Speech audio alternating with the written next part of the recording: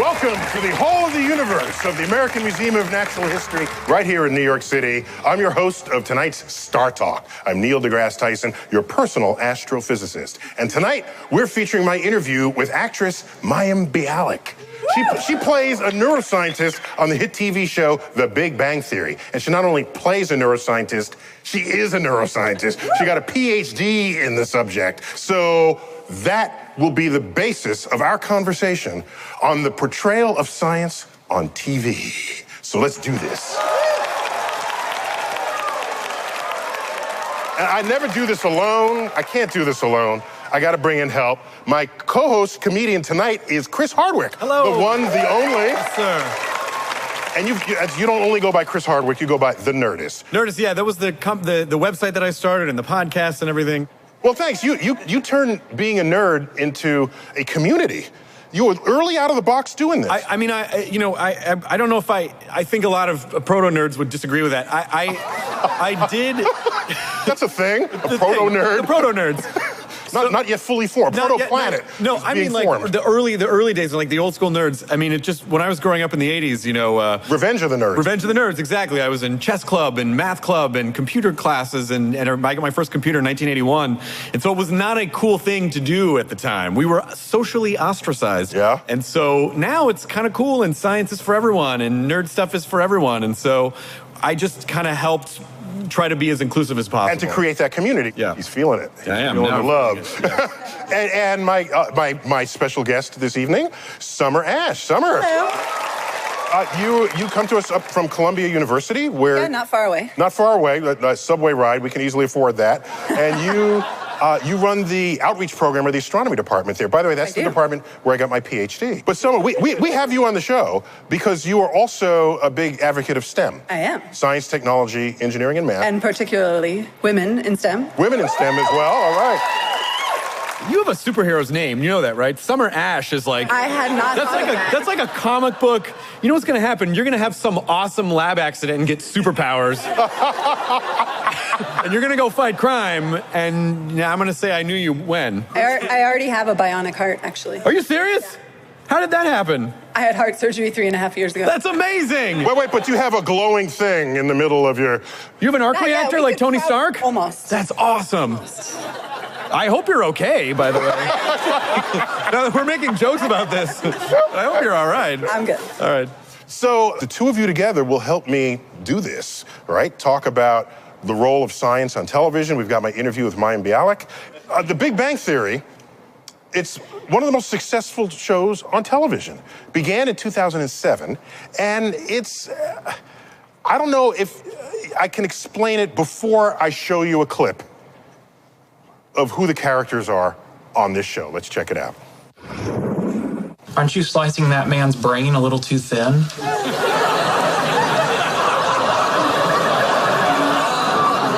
It's too thin if I were making a foot-long brain sandwich at Quiznos. For examination under a 2-photon microscope, it's fine.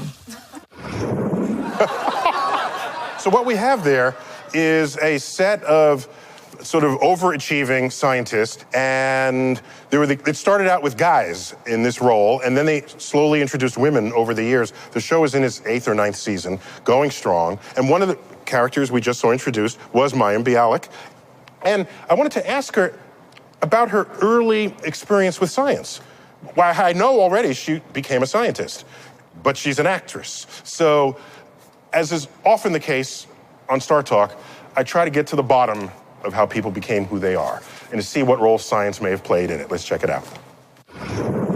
It wasn't until I was later in high school that I had my first biology tutor who sort of gave me the confidence that I could be a scientist. I was not naturally good. Tutor because you're acting. Correct. Right, so I was on this show Blossom from the time I was. Blossom. I was Blossom. On the show Blossom. Right, well, yeah. You were Blossom. Just yes, make that clear. Correct. But once I met this woman who was my biology tutor, that was sort of my real kind of coming out party of believing that I could be a scientist. I didn't even have the skill set because I I had been paying attention all the previous years in math and science, but really just doing what I needed to get by. I didn't really understand the beauty of science and math and that whole world until I was later into high school. And then obviously pursuing it in college was, you know, it was a party. So this saddens me, you know why? Not your story, but the fact. I've heard that before.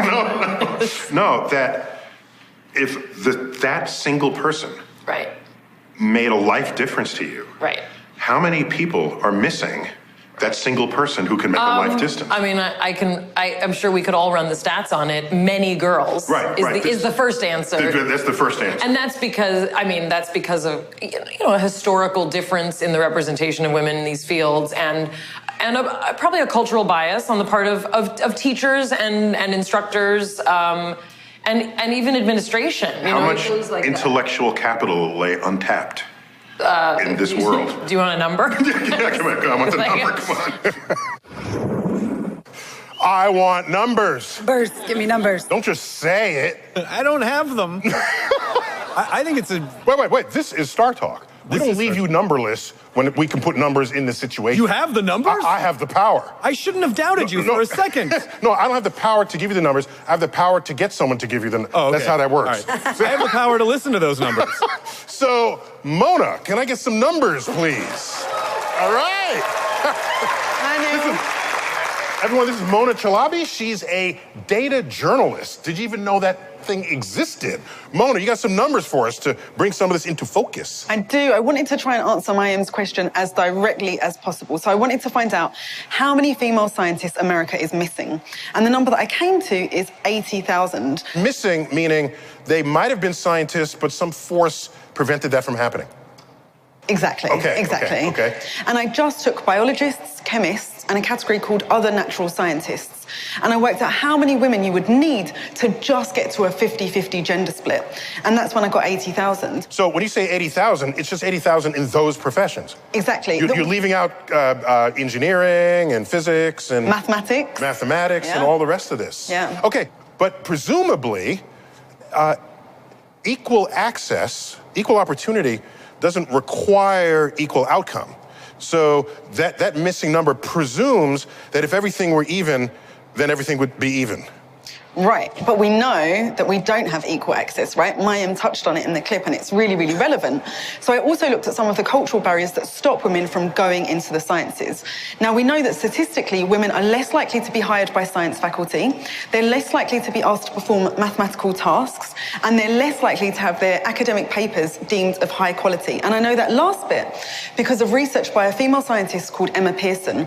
Now, what Emma did was she looked at 938,301 academic scientific papers. And she found that the average male scientist publishes 45% more papers than the average female scientist. So you're saying we're messed up. That's what you're saying. Sorry. That's how to be messed up in numbers. Numbers are showing how messed up you are. That's right. Well, Mona, thank you. Thanks, Neil. Well, we summoned you from the dark. Okay? Now we're back to the dark. Mona Chalabi, thank you. Sort of thank you for the bad news. Thank you. Yeah. Next time, bring some good news, please. So, Summer, is this consistent with your life experience? And Absolutely. So what are some of the solutions? Is it creating mentoring programs, or is it taking active roles in your... Well, I can tell you this, Chris, that if we are all products in some way, even if only subliminally, of pop culture, then it seems to me more visible people who have succeeded would matter to culture and to pop culture. So in television, we went for decades with no women portraying scientists, just as an example. Because can you be one if you don't see one? Right. You know, in fact, I remember growing up, it was clear that no one was thinking of me to be an Apollo astronaut. You know, they just look really different from how I looked. What I remember. So I think that matters. I also think it could be interesting that, you know, because before we're relying on the media, you're relying on big companies, big media companies run by older men a lot of the time, who are just going, put that on there. But now with social media, with YouTube, with Snapchat, with Facebook, I feel like is some of the onus on people who are already scientists to start becoming those role models in social media themselves rather than relying on big media to catch up? To choose what role model that anyone would have. Yeah. Well, that's an interest. So the real people are becoming the real role models. The real people are becoming the real role models, and that's exactly what built YouTube culture. So Summer, can you point to individual people who served as your role model going up, as did Mayim? That's interesting. Well, so actually, I think I had many, but I was kind of born excited about science. And within a month of each other, the movies Top Gun and Space Camp came out. And I pretty much saw both of them, and I was like, yes to all. Like, yes, yes. And if you think about it, in those movies, obviously Top Gun is male-dominated, but Kelly McGillis has a PhD in astrophysics. Yes, because every astrophysicist is an expert on an F-14 plane. I know, which is a little bit weird. That's a stretch. But who cares? we didn't question, it was the 80s. They played volleyball. Yeah. It's the first time I heard of that, so like that helped. And then for Top Gun, you have, I'm not going to remember the actress's name, but the lead woman who's already a jet pilot and an astronaut candidate.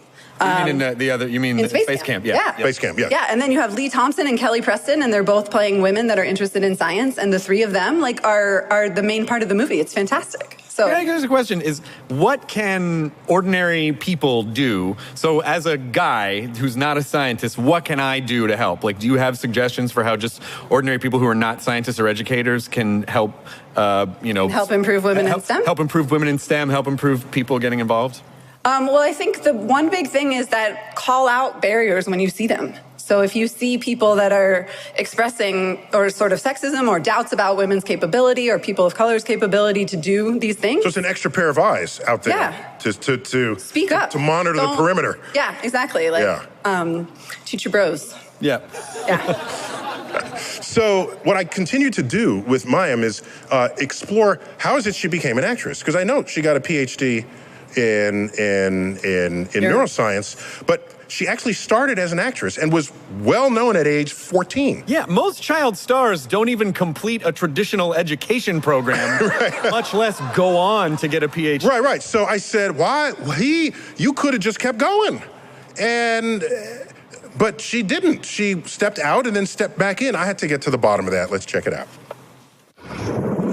I come from an immigrant background. My grandparents were immigrants to this country, and college was emphasized over everything else, no matter what. So it was, on my mom's side, my grandmother, I don't think she finished middle school. My grandfather didn't finish middle school. So, they came to America and they worked in sweatshops. And so I was raised with like a go to college mentality, even if you think you're a big shot because you were on TV. So you had the expectations of generations of your ancestors, correct, requiring that you go to college. Well, because the American dream is staring you right in the face. They left war for this. So I guess the notion of being a child actor didn't feel like I was satisfying, honestly, the historical and cultural dream of thousands of years of exile. Whereas going to college and, pursuing something that was very challenging academically, that felt like it was going to be more satisfying as a human being, than being a famous person. Well, so I looked up the title of her PhD dissertation. What was it? The hypothalamic regulation in relation to maladaptive, obsessive-compulsive, affiliative, and satiety behaviors in Prader-Willi syndrome.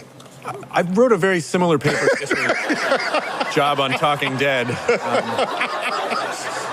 A lot of syndromes going on in Talking Dead. Yes, sir. Surely one of them was that. One of them, yeah. We're just trying to solve the zombie crisis. So this is a genetic disorder. It turns out that there's a chromosomal deletion in the person where you can literally eat yourself to death. There's nothing to regulate your appetite. You just keep eating until you die, and there's no cure. And so she studied this. So neurologically, you can ask, can you overcome that? Can you fix it? Can you repair it genetically later on? It's an unresolved frontier. And so she was in it. That's now. She went to UCLA. I went to UCLA. And you went to UCLA. Yeah. Now I was on a different side of campus than she. I was on the philosophy quad. But so I hear rumored that you roomed with Will Wheaton? Will Wheaton, yeah. We've been friends since college. Will and I have been friends since college. Cool. Yeah. And he was the child actor in... He was in Stand By Me. In Stand By Me. Ensign Crusher. He always saved the Enterprise whenever there was imminent danger. Yeah, when it was time for a kid to do... Yeah, exactly. It was time for a kid. He was also a child actor. He was a child actor. Yeah. And he's actually cameoed many times on The Big Bang Theory. He's a brilliant man and a wonderful human being. Yeah, so I went to school with a child actor, too. Who's that? Ooh. Fred Savage was in my year. What? At Fred's Stanford. awesome. But I just want to point out that Fred does not have a PhD in science, but Danica his McKellar. co-star Danica McKellar does. Is a mathematician. And she's the only out of over 100 female actresses, but who is also a scientist, to guest star on Big Bang Theory. Oh. So we need to fix that, because 1 out of 100, not good enough. Well, more on the fusion of science and pop culture through the lens of television when StarTalk continues.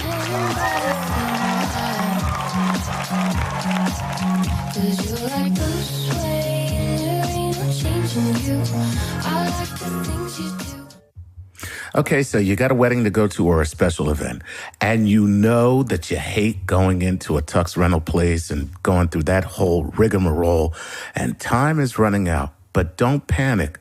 The Black Tux designs modern fit suit and tuxedo rentals that deliver straight to your door. And now the Black Tux will give you a free home try-on so you can see the fit and feel the quality of their suits before your event. And the best part, you can do it all online. Head to theblacktux.com to create your look or choose a complete outfit package. The prices start at just $95. Their suits are designed with fine Italian wool, the highest quality on the rental market. Their expert customer care team is always available to answer questions. Your outfit will arrive a full week before your event. That leaves plenty of time for you to try it on and see if the fit needs to be dialed in or pulled back or let out or what have you. That leaves plenty of time for you to get your tux fixed before your event. When your event's over, just drop your rental back in the mail. Shipping is always free, both ways, from delivery to return. So here's what you need to do. Visit theblacktux.com/StarTalk and experience a new way to rent. That's theblacktux.com/StarTalk. And go ahead and look like that stud that you know you are. This is StarTalk. Let's face it, can't worry about the things we don't control. Welcome back to StarTalk. We are featuring my interview with actress Mayim Bialik. She is the neuroscientist on the hit TV series The Big Bang Theory. And I asked her about the portrayal of women scientists. Is it good? Is it bad? Is it working? Let's check it out. But we did an episode where Bernadette poses for a sexy scientist photo shoot. And Amy has a very big problem with I remember this. that episode. And it's something that I'm asked about a lot because I do advocacy for STEM and young women. And I'm often asked, what do you think about the, the white starch shirt open with the black bra and the glasses down and the red lips? And, and to me, I don't knock women or scientists who want to do that. For me, that's not the way that I choose to portray women in science. I don't think we need to take our clothes off, to show that women in science can also take their clothes off. But I think, part of the advocacy that I try and do is to put a fresh face, a positive face and a female face on these subjects. I think that a lot of also what's missing from trying to engage young women is not just the sex factor or the attractiveness factor, which I do agree might be more important in this day and age than it might have been 10 or 20 or 50 years ago. But I think also that a lot of women don't know the kinds of careers that are available to them. And people picture themselves, or at least I did, I don't want to be alone in a lab for the rest of my life. I don't want to be in a nerdy lab coat and ugly glasses for the rest of my, and that's what, when I was in elementary school and junior high, that's what I thought it was. But when I got older and I understood, oh, marine biology is actually being a scientist, working in the field, working with animals, working in the environment, you know, all those things are also science. If you like engineering and you want to do coding, knock yourself out. But there are many careers that involve a lot of creativity and a lot of being out and about. And that's, I think, what we need to try and communicate to girls as young as possible. So the Bernadette character that she refers to is one of the other scientists on the show. This is the assembly of women that sort of accreted, that the show accreted over the years, having been male-dominated in its first few seasons. I'm just curious, Summer, were you able to resonate with those sentiments at all? Well, I think the problem is that too often women in science are stereotyped at those extremes. Or women get stereotyped at those extremes. And so you have like the nerdy ones and then you have like the girly ones. But there's an entire spectrum in between. You're missing the entire middle. And science is a human endeavor. People do science. And people come in all shapes, sizes, genders, races, identities. And so I think the important thing is to allow scientists to be portrayed as all those different things. One of the other characters, her name is Penny. She's an attractive woman who lives across the hall, who is not a scientist. Well, when she heard that Bernadette was going to be in a magazine, Sexy Women in Science, I've got the quote from the show. Maybe if fashion magazines had female scientists in them, I would have become a theoretical physicist. And I was struck by it. I'd never heard it quite put that way. And I'm wondering, is that sentence embraced or rejected as a means of possibly attracting women into science? Well, I think all avenues for attracting women into science should be taken. But you know there's certainly people who would object to that. Absolutely. But there would be people that would object to the fact that there's also this part of the culture that says that you shouldn't dress sexy or you shouldn't care about fashion or you can't be both that and a scientist. And you can. And so I just feel like it needs to be communicated to girls that they can be anything they want and a scientist. So they can care about whatever they want and do science. So there's a way to analyze films and how women are portrayed. Do you know about the Bechdel test? Yes. Of films? Yes. It's fascinating. If I can recite it accurately, it's if a film has at least two women in it who speak to one another about a subject that has nothing to do with a man, there's one more. It passes the Bechdel test. They have to be named. Named. So you can't just have two people at the start of a film. On a street corner, okay. Exactly, and then go to your main story. Speaking to one another on a subject that has nothing to do with men. Correct. It is astonishing how many films fail that test. Yeah, it's tragic. It's like a famous film. When you start noticing it's like 40%. When you start noticing it, you start feeling sad. Like, because every movie you're like, not this one too. I know. Like, that was my favorite movie. Oh, come on. Yeah, because it turns out like, a lot of movies that do have a lot of women characters, but then they're not talking to each other. Right. They're only ever talking to men. So Summer, you do science, and Mayim is both a scientist and an actress, plays one on TV. And then there's Taryn O'Neill. So she's an actress who's not a scientist, but she's on a mission to share science with women. And we have her standing by live on video call. I think do we have her on already? Is Taryn there? Taryn, hello. Hi. So you're a science fiction actor, writer, producer. So you know explicitly, because you're in the business, how potent such roles can be as an influence on society. Oh, yeah, absolutely. I think that if you can show different characteristics of women on the space station, on a boat where they're, where they're a marine biologist, where they are at CERN, at the Large Hadron Collider, because they're particle physicists, where they don't have to be in the lab, they can be in the Amazon because they're an entomologist. I think the more narratives we can create around a female scientist, especially in media, will really encourage young girls to and boys too, that science isn't in this little box. It's not in this ivory tower. It's everywhere because science is life. That's a StarTalk motto right there. Now, and how did you get interested in science at all? You know, I produced a sci-fi web series, which inspired me to start writing my own sci-fi. And I went down the rabbit hole. I wanted to make my fiction as theoretically feasible as possible. And I basically came out this science convert where I fell in love with the laws of nature that govern our existence. And I want to know everything. I fell in love with the laws of nature that govern our existence. That is the quote of the show. Taryn, thanks for being on StarTalk. Oh, thank you for having me. All right. Next on StarTalk, our man Chuck Nice hits the streets, and he asks random passers-by what they know about women in science. StarTalk continues. Just as you go, changing your mind and confusing mind like a... This is StarTalk.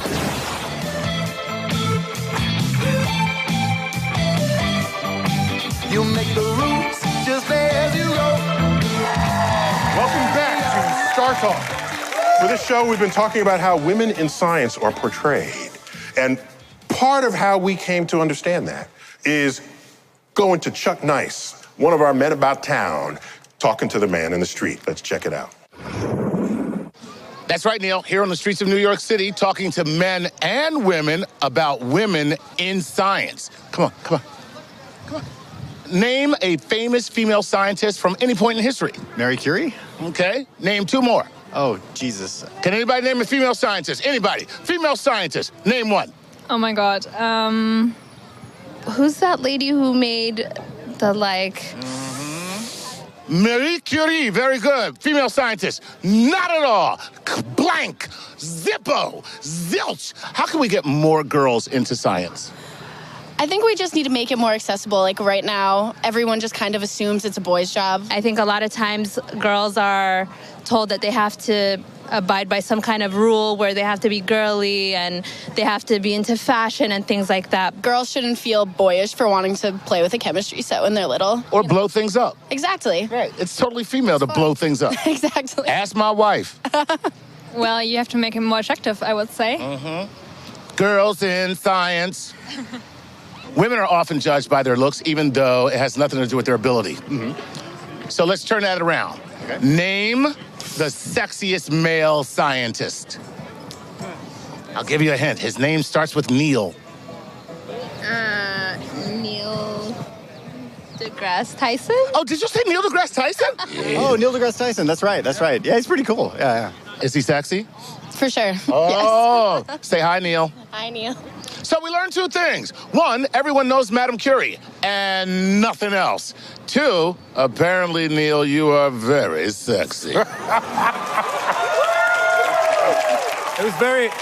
was between you and Niels Bohr. It was very close. Very close. So we're featuring my interview with Mayim Bialik, and I asked her how much of her background as a scientist informed her portrayal of a scientist. That's a natural question to ask. If you're a really, really great actor, maybe you don't even need to have that background. But she has that background. So let's see where that took her. Check it out. I actually based my character on, I will not name her, a specific professor in my life. So there actually is a person with elements of Amy, but... Wait, does that person know that you based her character? No, I mean, she may watch it and say, oh, look, that's me. No, I don't think so. But because when I was asked to be on this show, or when I was asked to audition for this show, I was asked to do an impression of Jim Parsons. That's literally what they wanted. But there are aspects of my meticulousness or female professors that I've had in particular. There's some male professor energy in her too. You know, there are people that I've known in my life that do remind me of Amy, but all the other shows that I grew up with was about attractive people and who had sex with who on which week. I mean, that's literally I tuned in every week to see which attractive person's gonna couple with that attractive person. And our show's about the people who watch those shows, you know? Well, The Big Bang Theory, in its any premiere episode, garners 20 million views. Not views, viewers. Right. Yeah, it's not a YouTube clip. It's like the show, when it premieres, was it Thursday night, 20 million viewers. It's huge. Like those audiences are not that big anymore. Like it used to be very common in television. It's not anymore. That's an insane number. To even get that in modern times. To get that that today is crazy. And so would you say that now more than ever, science is reaching the public, especially through comedic means? And you are a participant on that landscape. Yes, I would. Now more than ever, science is reaching people through comedic means, and I am a participant in that landscape. Thank you. He did say it. Let the record show he would say that and did say that. Objection. But the internet has really given people a community. Because when you're growing up in your town, I grew up in the South, there were like 3 other people in my school who were into the stuff that I was into. And that's what's so great about Comic-Con and having it be such a pervasive part of our culture is that these giant safe zones have spilled out. And now, when I was growing up, it used to be an insult to tell someone they were a nerd. And now the big insult is, you're a fake nerd. You're like, no, I'm not. I'm totally a nerd. So here's my badge. Yeah, here's my seriously. card. Like that. Now that's the insult. It's calling Okay, someone so a fake nerd. Settle this now. Geek or nerd? I tend to be more geek leaning. I always thought, there's a lot of... Gotta say nerd because that's the name of your freaking company. It is. Okay. It is. So I think the bias that I think ultimately, colloquially, we're saying the same thing. I think, the word nerd, I think is Susian in origin, and the word geek is a German word, geck, which was like a circus freak that would bite the heads off snakes and chickens. And so some people say that geeks are more pop culture obsessed, and some people say that nerds are more actually like engineer types. I think we're ultimately saying, we're all saying the same thing. I don't think what people like makes them a nerd. I think it's the way we process information. I think a nerd will try to understand something more than any other living creature and then try to use that information against them. And that's becoming entertainment for others who are not nerds. Absolutely. I would so much rather be punched by a jock than endure the psychological warfare of a nerd. Like, jocks online just tell me I suck, and that's fine, but when a nerd doesn't like something I do, I get like a 9-page dissertation with footnotes and an annotated bibliography of why I suck, and I gotta go, yeah, I do. Several automated Twitter. Yeah, absolutely, yeah. You don't want to piss off a nerd. That's the lesson of this segment. So coming up, we're gonna have some fun with science memes, and we're gonna find out that success takes work.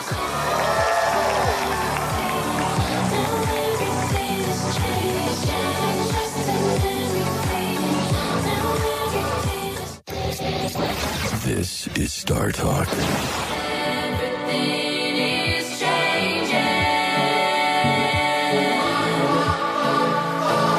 Welcome back to StarTalk. Tonight we're talking about the geekiness and the success of the Big Bang Theory TV sitcom. And it shows that being a nerd, being a geek is cool, or can be cool. And I think you feed right into it. Your show on Comedy Central at midnight, this is like Geek Central. You'll show some image from the internet and get comedians to give a caption for it, or perhaps invent a new meme. Right. So I've noticed that as my visibility grew, I got memed a few times. You're big in the memes, in the meme-verse. The meme-verse, and not on purpose. I don't know that I didn't have nothing to do with it. Why? So I'm flattered. What I like best about it is those memes were not even about me. They were using me as an excuse to celebrate science. So we're getting back to my interview with Mayim Bialik from The Big Bang Theory, and I asked her about her path to becoming a scientist. Let's check it out. The notion that if you're not good at something from the get-go, that it's not for you is actually not true. And when I was in school, and I was born in 1975, so from the time that I was, from 1980 on, and for those 10 and 15 years of school, that was what was assumed. Like, oh, you're not naturally good at math, better like English, And I think now we're seeing such a shift in understanding that everybody learns differently, and most people may learn one way, but there's a percentage of people in a classroom who may be terrific mathematicians and scientists, but they need to be taught it a different way. And I'm grateful that I had a one-on-one experience with a female role model, when I was 15, who helped me see that there is a way for me to understand things. But when I got to college, I went to UCLA. It's a school of A students, and they have to set a curve. And I struggled a lot. I'd say a good 75 to 80% of people in my classes, this came very naturally to. And I worked my butt off. I did not have a social life. I got mononucleosis because I studied all the time. I rested very little, and I was pulling a C+ in organic chemistry and crying every night that I couldn't go to med school. So, Chris, you have many hats. Producer, actor, host, writer, all of this. And what are you best at that did not come natural to you? How about that? I mean, for me, everything, like my language was comedy when I was growing up. So anything that was presented in a comedic way.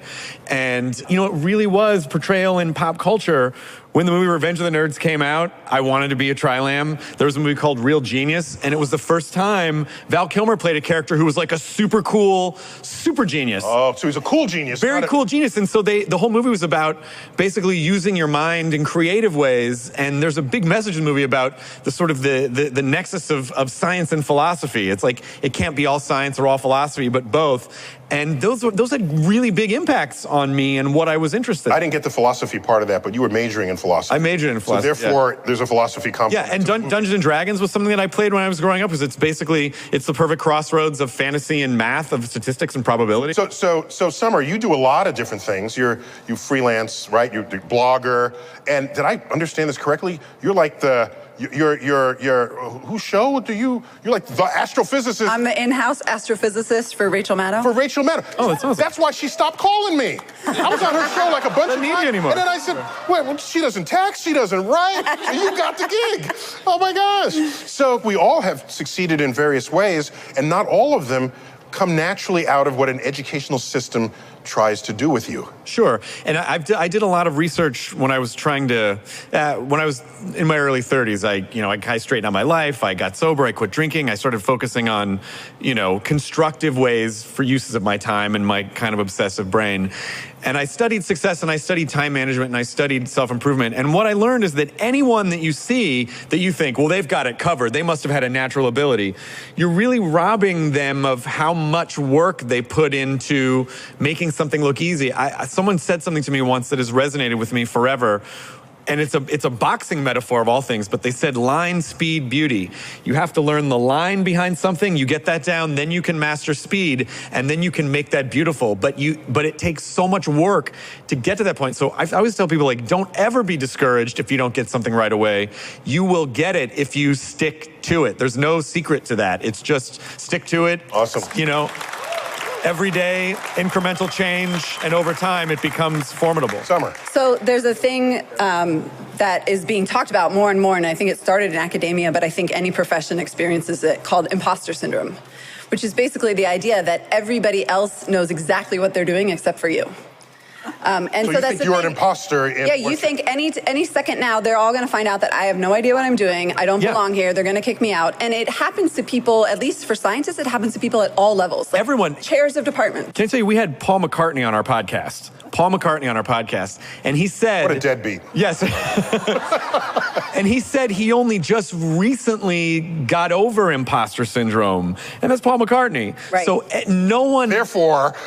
No one really knows any more than you do. Some people just focus a little more and apply and work and, but ultimately you can achieve anything if you want to. Well, now it's time for the Cosmic Queries segment. And this is where I'm asked questions that we've summoned from our fan base on whatever topic is of the moment. And these are questions on the portrayal of science on television.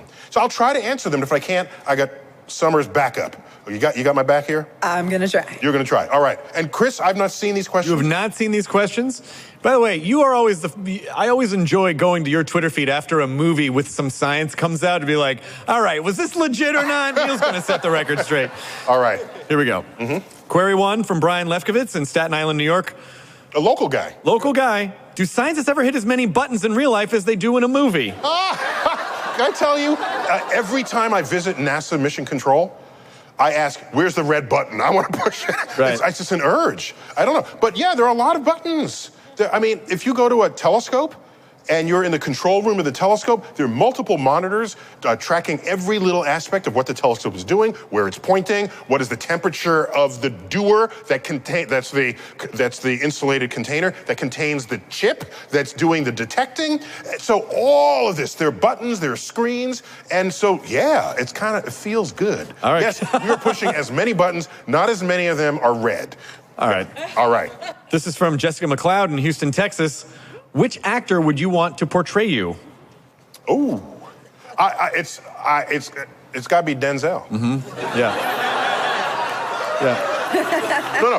It depends on. Wait. It depends on if it's Denzel, if it's like a drama. But if I get superhero powers because it's a highly fictionalized version, then it's got to be Will Smith, of course. Right. Yeah. I met Will Smith for the first time. Oh, you did? Yeah, just at the U.S. premiere of Batman versus Superman. He showed up on the red carpet. That's awesome. So yeah, it was fun. We embraced, and it was cool. Was he a fan of? Did he know who you were? Yeah, I think he does because he'd done some films in New York, and his son Jaden, who's not in school because he's an actor, right? He wanted to know if he'd come by and I'd teach him some physics. But the schedule. Some physics? Just teach me a little physics. The scheduling didn't quite work out, but so we know each other. Excellent. Yeah. Okay. From Akal Gandhi in Chandler, Arizona, is there any studied correlation between the nerdiness of a scientist and level of social awkwardness, i.e. Sheldon Cooper?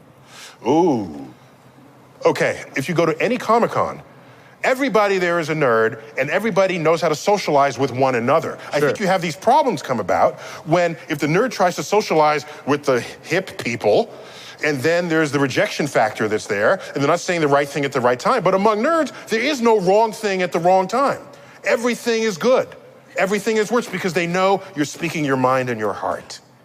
I also think that people who are attracted to what would be classically thought of as, the nerdly arts and sciences is, I think you live more of an internal life, because when young kids are popular, like right off the bat, because they're like, I play sports and I'm attractive or whatever, and all the kids just bring them things, they don't develop that kind of internal introspective monologue that I think that nerds, so I think it contributes to both. I think nerds are naturally introspective because of the things that are interested in them. They're creative internally, they create worlds internally. That kind of creates a boundary between what some of the other kids are into, and then those other kids kind of ostracize them. I got a better explanation. There are some professions that don't require you to be socialized at all to be good at them. So, while it may also have socialized people, you can be successful even if you're not. Whereas there are other professions where you kind of have to be socialized at some fundamental level, otherwise you will never be received into their ranks. Yeah. And so, it's not so much that it attracts under-socialized people, it's that it does not reject them. Right. And then I also think some people who lead very internal lives when they're young just don't spend the time practicing socialization in those ways. Summer, where are you on the... No, I was just going to say that I think nerds can be hip. That was the Val Kilmer character in...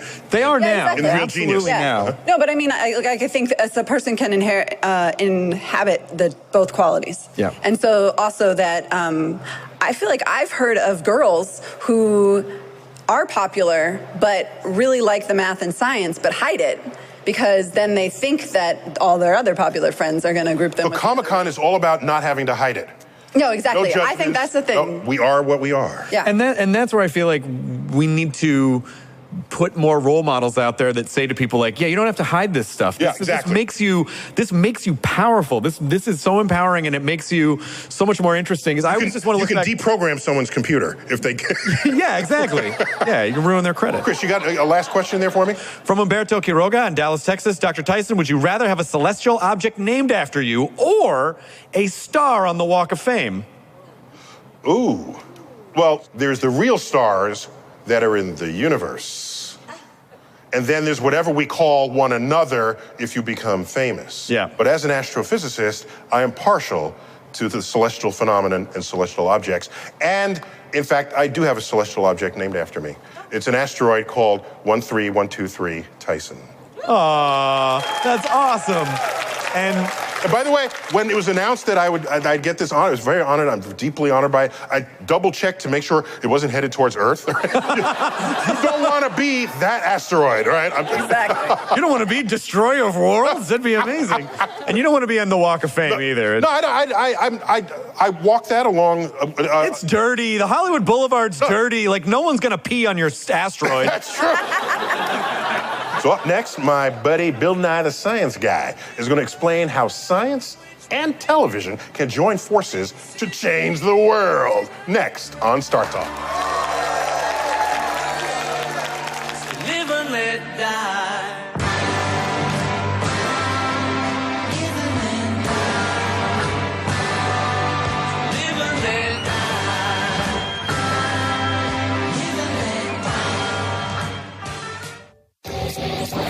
This is StarTalk.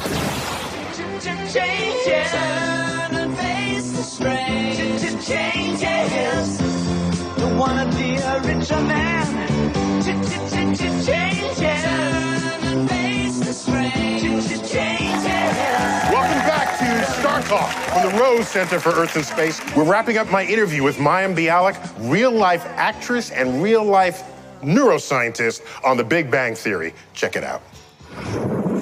My fan base is very unusual in that I have Big Bang Theory fans, but I also have people who are science people and people who are religious people or people who are interested in current events the way someone in the public eye, would perceive them, women's issues, things like that. So it's kind of like we're sort of exploring what is this fan base, People who are followers of the Big Bang Theory aren't necessarily interested in hearing my perspective on women's issues, but some of them may be, and this is sort of where we're trying to help this grow.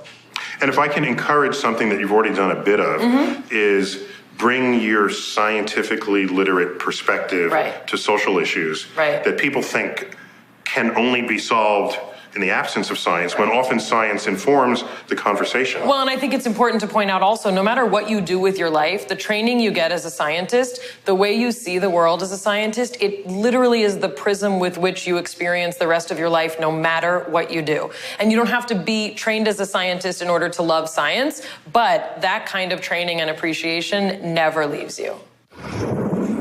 Summer, you must agree with that, for sure. Absolutely. Yeah, it's a lens. It's a lens of nature. Yeah. You understand how things work.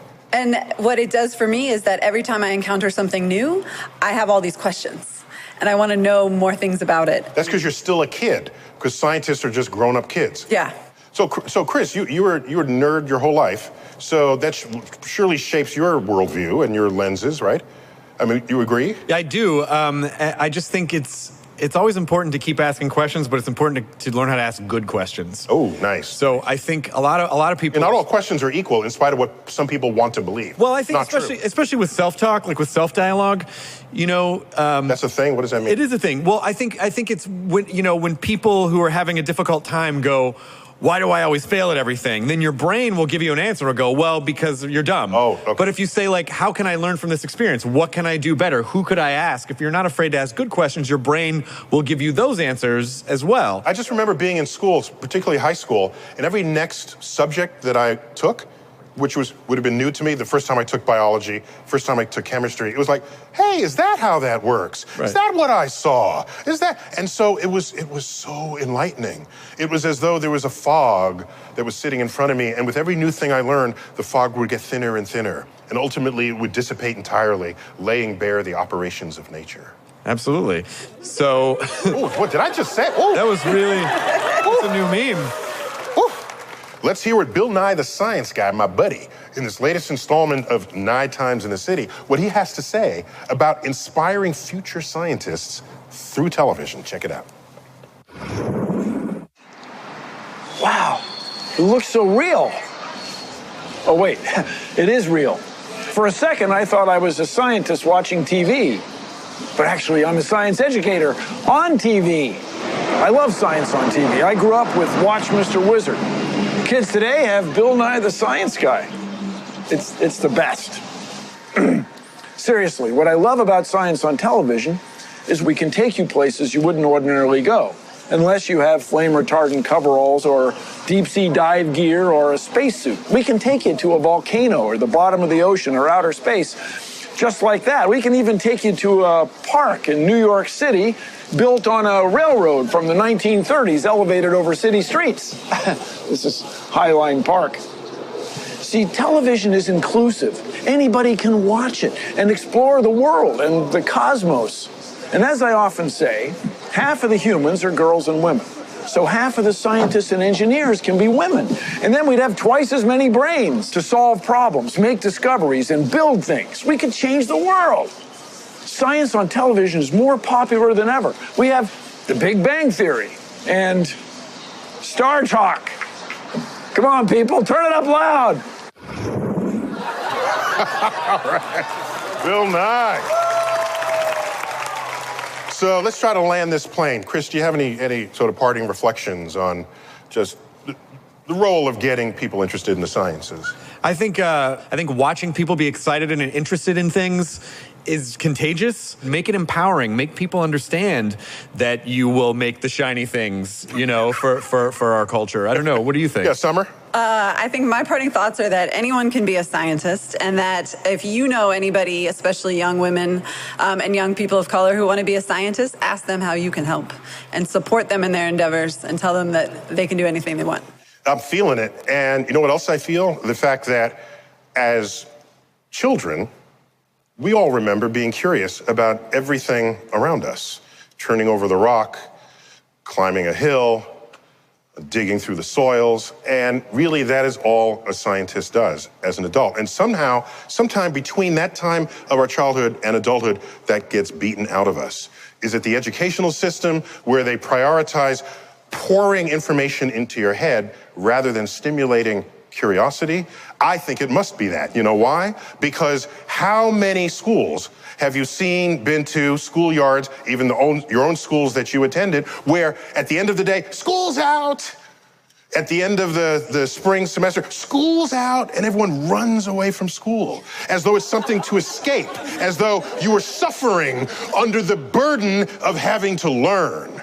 And I think about this and I say, maybe school shouldn't be cramming information in your head. Maybe school should be stimulating a curiosity for why you would want to learn in the first place. And when that happens, no one will want to leave school. No one will want to go on summer vacation because school is where it's happening. School is where the action is. And I think that'll affect everyone, and especially those who previously have been disenfranchised, thinking that academics and learning was something only for smart people, when in fact academics and learning is something for anybody who is curious. You've been watching StarTalk on the National Geographic Network. I've been your host, Neil deGrasse Tyson. As always, I bid you to keep looking up.